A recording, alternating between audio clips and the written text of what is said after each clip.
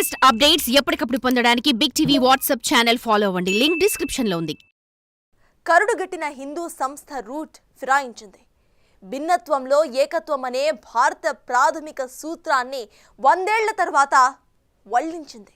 దేశంలో రగులుతున్న మందిర్ మస్జిద్ వివాదాల్లో శాంతి కోసం ఆర్ఎస్ఎస్ చీఫ్ మోహన్ భగవత్ పిలుపునివ్వటం మరోసారి సంచలనమైంది. ఆర్ఎస్ఎస్ చీఫ్ నోటి నుండి మత సామరస్యం వ్యాఖ్యలు రావటం తీవ్రమైన చర్చకు దారితీసింది. భగవత్ వ్యాఖ్యలని చాలా హిందూ సంఘాలు ఖండిస్తూ ఉంటే దానికోసమే కాచుకొని కూర్చున్న ముస్లిం సంఘాలు స్వాగతిస్తున్నాయి. ఒకవైపు బీజేపీ దేశంలో దేవాలయాలను మళ్లీ స్థాపించే ప్రయత్నాలు చేస్తూ ఉంటే ఆర్ఎస్ఎస్ మాత్రం లౌకిక పోకడాలకు ప్రచారం చేస్తోంది. అంటే ఆర్ఎస్ఎస్ రూట్ మార్చిందా? బీజేపీ ఆర్ఎస్ఎస్లా మారుతుందా? అసలు భగవత్ మాటల వెనుకున్న అర్థం ఏంటి? హిందూ సంఘాలు భగవత్ వ్యాఖ్యల్ని ఎందుకు వ్యతిరేకిస్తున్నాయి?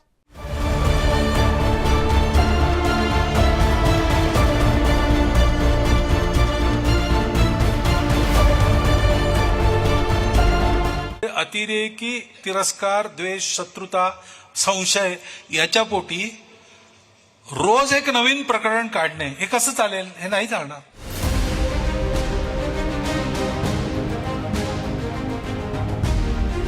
ఇది ఊహించని పరిణామం. దశాబ్దాలుగా ఉన్న అభిప్రాయాన్ని అనూహ్యంగా మార్చిన సందర్భం. రాష్ట్రీయ స్వయం సేవక్ సంఘ్ చీఫ్ మోహన్ భగవత్ ఎంతో ఉదాత్తంగా చెప్పిన మాటలు ఆయన అనుచరుల్ని అసహనానికి గురిచేస్తున్నాయి. ఆర్ఎస్ఎస్ చీఫ్ నుండి ప్రేమ, సామరస్యం, శాంతి వ్యాఖ్యలు విన్న హిందూ సంఘాలు ఇది మన కోసం కాదంటూ విరుచుకుపడుతున్నారు. లౌకిక విలువలను నమ్మే మోసపూరిత ప్రపంచం కోసమే అని మోహన్ భగవత్ అనుచరులు చెప్పుకుంటున్నారు. ఇంకొందరైతే భగవత్ మాటలకు అసలు విలువే లేదని అంటున్నారు. ఇలాంటి వ్యక్తుల్ని విశ్వసించలేమని చెప్తున్నారు. అయితే ఆర్ఎస్ఎస్ చీఫ్ గా మోహన్ భగవత్ తన పదవీ కాలంలో చాలా సందర్భాల్లో ఇలాంటి ప్రకటనలు చేశారు. కానీ హిందూ సంస్థలు మాత్రం దానికి వ్యతిరేకంగా పనిచేస్తూ వచ్చాయి. భగవత్ మత సామరస్యం గురించి మాట్లాడినప్పుడల్లా ఇలాంటి ద్వేషమే మళ్లీ రగులుకుంటోంది. ఇప్పుడు ఆ వ్యతిరేకత మరింత ఎక్కువయింది. అంటే మోహన్ భగవత్ ని ఎవ్వరూ పట్టించుకోవట్లేదా? అలా అనుకుంటే హిందూ సమాజంలో భగవత్ ప్రభావం ఎక్కడుంది? అంటే హింసను కోరుకునే వ్యక్తులు ఆర్ఎస్ఎస్ కు బయటే ఉన్నారా? ప్రస్తుతం ఇలాంటి సందేహాలే చాలా మందిని అయోమయంలో పడేస్తున్నాయి.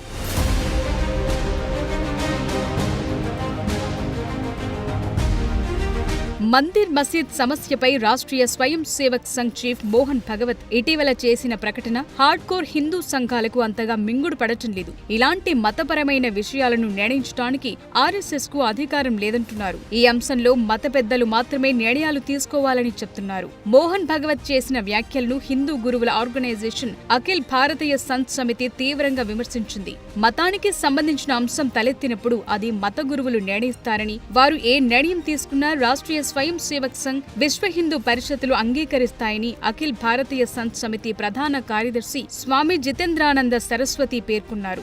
ఆయన మాట్లాడుతూ మోహన్ భగవత్ గతంలో ఇలాంటి వ్యాఖ్యలు చేసినప్పటికీ 56 కొత్త ప్రదేశాల్లో ఆలయ నిర్మాణాలను గుర్తించడం జరిగిందన్నారు.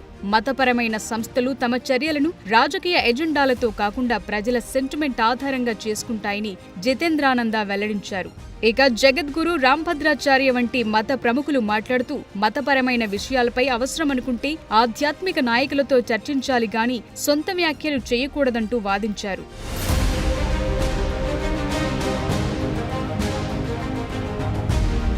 అయితే హిందూ గురువులంతా మోహన్ భగవత్ పై ఎందుకిలా మండిపడుతున్నారు? అసలు భగవత్ ఏం చెప్పారు? అయోధ్యలో రామ మందిరాన్ని నిర్మించినప్పటి నుండి కొంతమంది వ్యక్తులు మందిర్ మసీద్ సమస్యలను లేవనెత్తుతున్నారని, దేని ద్వారా హిందువులకు వాళ్లు నాయకులవుదామని అనుకుంటున్నారని మోహన్ భగవత్ ఇటీవల విమర్శించారు.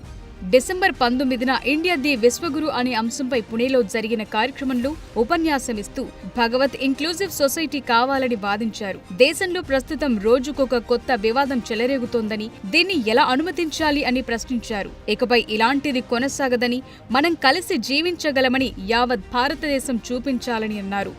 हिंदूंची श्रद्धास्थान हिंदूंना वाटतं, परंतु असं केलं म्हणजे हिंदूमध्ये नेता होता येतं म्हणून, किंवा अतिरेकी भूतकाळाच्या ओझ्याच्या परिणामामुळे अतिरेकी तिरस्कार द्वेष शत्रुता संशय याच्या पोटी रोज एक नवीन प्रकरण काढणे हे कसं चालेल? हे नाही चालणार. మోహన్ భగవత్ చేసిన వ్యాఖ్యల్లో ప్రస్తుతం దేశంలో జరుగుతున్న మసీదు వివాదాలకు సంబంధించిన ఏ ఉదాహరణను ప్రస్తావించలేదు. అయితే దేశవ్యాప్తంగా ప్రాచీన దేవాలయాలను వెలికితీయటానికి మసీదుల్లో సర్వేలు చేయాలనే డిమాండ్లు ఇటీవలి కాలంలో న్యాయస్థానాల దృష్టికొచ్చాయి. ఇటీవల సంభల్ మసీదు సర్వే సందర్భంగా జరిగిన అల్లర్లలో 5 వ్యక్తులు ప్రాణాలు కోల్పోయారు. దీనికి ముందు కాశీలోని జ్ఞానవాపి మసీదు కింద పూజలకు అనుమతిచ్చింది స్థానిక కోర్టు. అలాగే మధురా షాహీ ఈద్గా, ఢిల్లీలో జామా మసీదు, ఇలా చాలా మసీదులకు సంబంధించిన కేసులు కోర్టుల మెట్లెక్కాయి. అయితే తన ఉపన్యాసాల్లో దేని పేరు ప్రస్తావించలేదు మోహన్ భగవత్. పైగా బయట నుంచి వచ్చిన కొన్ని గ్రూపులు ఇలాంటి వివాదాలను సృష్టించాలని చూస్తున్నాయని, దేశంలో పాత పాలన మళ్లీ రావాలని కోరుకుంటున్నారని భగవత్ అన్నారు. అయితే దేశం రాజ్యాంగం ప్రకారం నడవాల్సిన అవసరం ఉందని అన్నారు. ఇది ప్రజలు ప్రభుత్వాన్ని నడిపే కాలమని, ఆధిపత్యం చెలాయించే రోజులు పోయాయని మోహన్ భగవత్ వెల్లడించారు.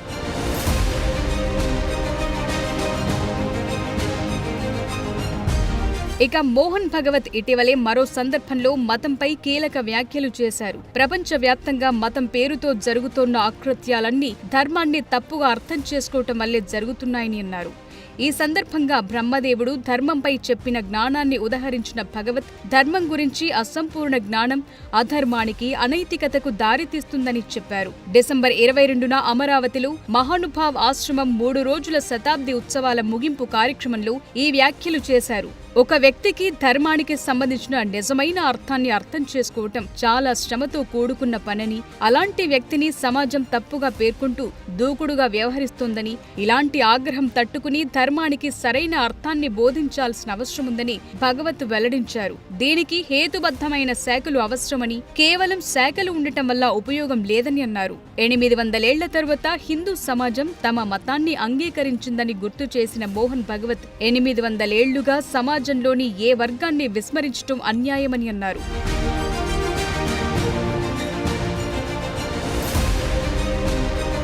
అయితే ఇటీవల దేశాన్ని కలవరపరుస్తున్న ఆలయ వివాదాలను ప్రస్తావించకుండా మోహన్ భగవత్ ఇచ్చిన సలహాను అజ్మీర్ దర్గా ఆధ్యాత్మిక గురువు సయ్యద్ జైనుల్ అబెదిన్ అలీ ఖాన్ ప్రశంసించారు. మోహన్ భగవత్ చెప్పిన మాటలను ప్రజలు ఆదరిస్తే అది జాతీయ ఐక్యతను, ప్రగతిని పెంపొందిస్తుందని చెప్పారు.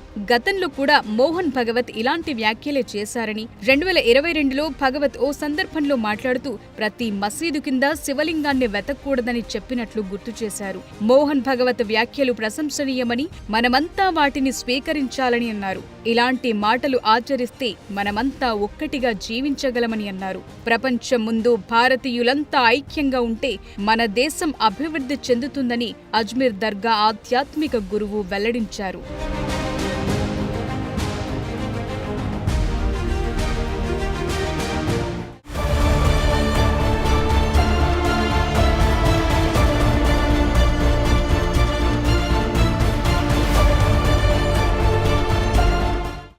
జాతిపిత మహాత్మా గాంధీని చంపిన చరిత్ర ఆర్ఎస్ఎస్ భావాజాలాంది. అలాంటి సంఘ్ నేత సంస్కర్తలా మాట్లాడటమే ఇప్పుడు సామాన్యులను కూడా అయోమయంలోకి నెట్టేస్తోంది. మరోవైపు ఆర్ఎస్ఎస్ భావాజాలాన్ని ఊపిరిలా భావించే బీజేపీ పార్టీ నేతలు భగవత్ మాటలకు పూర్తి భిన్నంగా ప్రవర్తిస్తున్నారు. ఇంత కన్ఫ్యూజన్లో అసలు ఏది రాజకీయ పార్టీ, ఏది మతవాద పార్టీ అనేది అర్థం కాకుండా పోయింది. అయితే హిందూ మత గురువులు మాత్రం ఇలాంటి వ్యక్తిత్వం ఉన్నోళ్ళు రాజకీయాలకు తప్ప మతవాదనలకు పని చేయరని అంటున్నారు. మరి ఇందులో నిజమెంత? భగవత్ మాటల్లో నిజాయితీ ఎంత?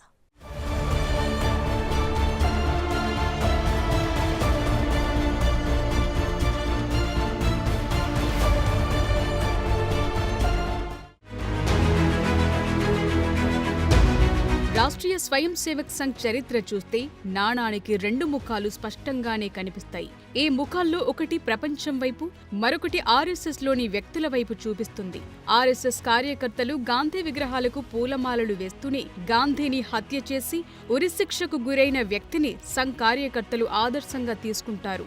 అలాగే ఆర్ఎస్ఎస్ అధికారులు లాల్ కృష్ణ అద్వానీ, ప్రధాని నరేంద్ర మోదీ కూడా భారతదేశం దాటి బయటకు వెళితే తమ సైద్ధాంతిక గురువులుగా భావించే గోల్వాల్కర్ను, సావర్కర్ను అత్యంత గౌరవనీయమైన వ్యక్తులుగా ప్రకటించడానికి ధైర్యం చేయలేరు. ఇలా డ్యూయల్ రోల్ చేసే హార్డ్ కోర్ హిందూవాదులు మసీదులను దేవాలయాలుగా మారుస్తామన్న ప్రచారాన్ని ఆపాలని మోహన్ భగవత్ చెప్పినప్పుడు హిందూ గురువులు తప్ప మిగిలిన వాళ్లు కొందరు స్వాగతించారు.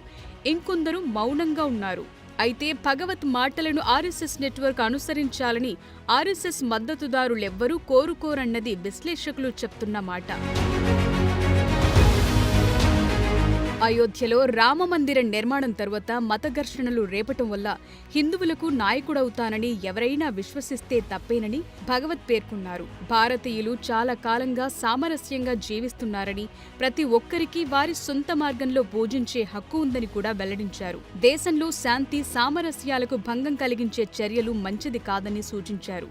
ఈ క్రమంలో ఆర్ఎస్ఎస్ ను విమర్శించేవారు, వ్యతిరేకించేవారు వారందరూ భగవత్ ప్రకటనను స్వాగతించారు. కనీసం ఈసారైనా ఆయన సరైన మాట చెప్పారని ప్రశంసించారు. అయితే ఆయన సూచనలను సొంత వారే వ్యతిరేకించారు. భగవత్ మాటలను ఆర్ఎస్ఎస్ ను అనుసరించే రాజకీయ శాఖలు, బీజేపీ, విశ్వ హిందూ పరిషత్, బజరంగ్ దళ్లోని ఎవ్వరూ స్వాగతించలేదు.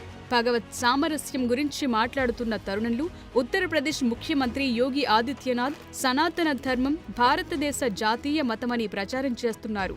బాబర్ పాలన ఇక్కడ నడవదంటూ రెచ్చగొట్టే వ్యాఖ్యలు చేస్తున్నారు. దేశవ్యాప్తంగా ప్రతి దేవాలయాన్ని పునఃస్థాపిస్తామంటూ ప్రతిజ్ఞ చేస్తున్నారు.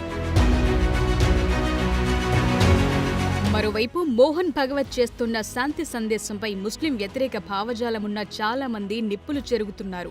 భగవత్ని మౌనంగా ఉండమని బహిరంగంగానే సలహా ఇస్తున్నారు. మోహన్ భగవత్ హిందువులకున్న ఒకే ఒక్క నాయకుడు, ప్రతినిధి అనే భ్రమను విడిచిపెట్టాలని సోషల్ మీడియాలో మోత మోగిస్తున్నారు. అయోధ్యలో రామమందిరం ఎందుకు అవసరం? సంపాల్లో హరిహర ఆలయం ఎందుకు అవసరం లేదు? అసలు ఏ మసీద్ ఉండాలి, ఏది ఉండకూడదు అని నిర్ణయించడానికి నువ్వెవరంటూ భగవత్పై మండిపడుతున్నారు. నిజానికి భగవత్ ప్రకటన తరువాత ఆర్ఎస్ఎస్ బయట పెద్ద ఎత్తున ప్రచారం ఊపందుకుంది. భగవత్ చేసిన ప్రసంగం వేదికపైన ఆయన మాటల్ని ఖండించారు. భారత సనాతన ధర్మం శాశ్వతమైందని, ఇది రాజకీయాలకు సంబంధించింది కాదని అన్నారు. అయితే మోహన్ భగవత్ కూడా ఇలాంటి ధర్మాన్నే చెప్పారు. కానీ అన్ని ధర్మాల్లోకి మానవ ధర్మం ఉన్నతమైందని, మానవ ధర్మమే హిందూ ధర్మమని, హిందూ ధర్మం ప్రపంచ ధర్మమని వెల్లడించారు. ఈ సందర్భంగా మోహన్ భగవత్ మరో విషయాన్ని కూడా వెల్లడించారు. రామకృష్ణ మఠం జీసస్ క్రైస్ట్ జన్మదినమైన క్రిస్మస్ ను సెలబ్రేట్ చేస్తారని, ఇలా చేయటం వల్లే మానవ ధర్మం మరింత వికసిస్తుందని చెప్పారు. అయితే భగవత్ చేసిన వ్యాఖ్యలను హిందూ గురువులు ఏమాత్రం సమర్థించడం లేదు. అంతెందుకు, అయోధ్య రామాలయం ఏర్పాటైన తరువాత అయోధ్యలోని శ్రీరామ జన్మభూమి ట్రస్టు కోశాధికారి గోవిందేవ్ గిరి మహారాజ్ కొన్ని కీలక వ్యాఖ్యలు చేశారు. భారతదేశంలో ఆక్రమణకు గురైన ఇతర దేవాలయాలను విముక్తి చేయాలనే కోరిక తమకు లేదని స్పష్టంగా చెప్పారు. పేరు పెట్టకుండానే అయోధ్య రామ మందిరం, జ్ఞాన్వాపి, కృష్ణ జన్మభూమి గురించి మాట్లాడారాయన. 3 దేవాలయాలు విడిపిస్తే ఇతర దేవాలయాల వైపు చూడాలని కూడా కోరుకోవటం లేదని అన్నారు. ఈ 3 దేవాలయాలు లభిస్తే దేశ భవిష్యత్ బావుంటుందని, శాంతియుతంగా మిగతా విషయాలన్నీ మర్చిపోతామని గోవింద్ దేవ్ గిరి మహారాజ్ వెల్లడించారు. ఈ క్రమంలో అయోధ్య తరువాత జరిగిన పరిణామాల్లో కాశీ వ్యవహారం కూడా ఓ కొలిక్కి వచ్చేసినట్టే కనిపించింది. ఇక మధుర కథ కూడా కంచికి చేరితే మరో దేవాలయం ఎలాగూ లేదని అంతా అనుకున్నారు. 3 చాలు, మరొకటి అడిగే ప్రసక్తే లేదని కూడా పెద్దలు స్పష్టం చేశారు. అయితే ఇటీవల సంభల్లో జరిగిన ఉద్రిక్తతలు, యూపీ సీఎం యోగి ఆదిత్యనాథ్ చేసిన వ్యాఖ్యలు చూస్తుంటే దానికి భిన్నంగా కనిపిస్తున్నాయి.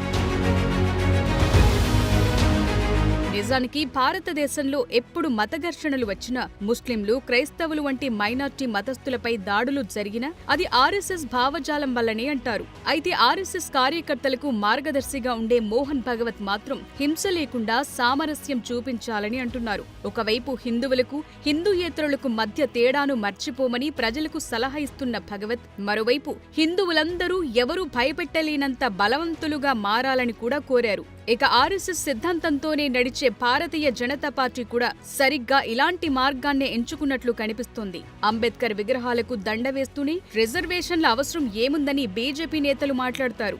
అంబేద్కర్ పేరుకి బదులు రాముడి పేరు స్మరించాలని అమిత్ షా లాంటి అగ్రనాయకులు ఏకంగా పార్లమెంటులోనే ప్రకటిస్తారు. ప్రతిపక్షాలు దీనిపై రాద్ధాంతం చేస్తుంటే బీజేపీ అంబేద్కర్ను అత్యంత గౌరవిస్తుందని అంటారు.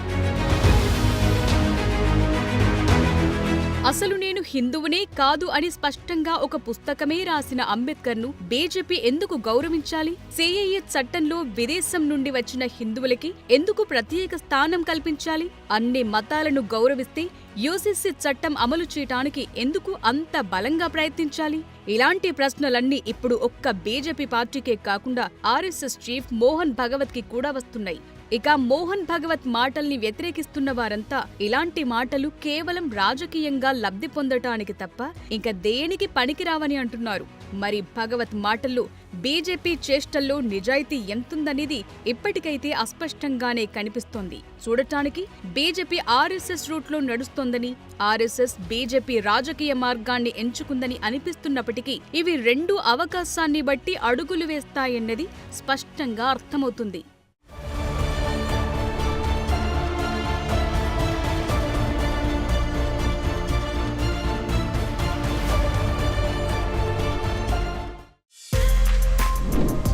For more videos like this, subscribe Big TV channel.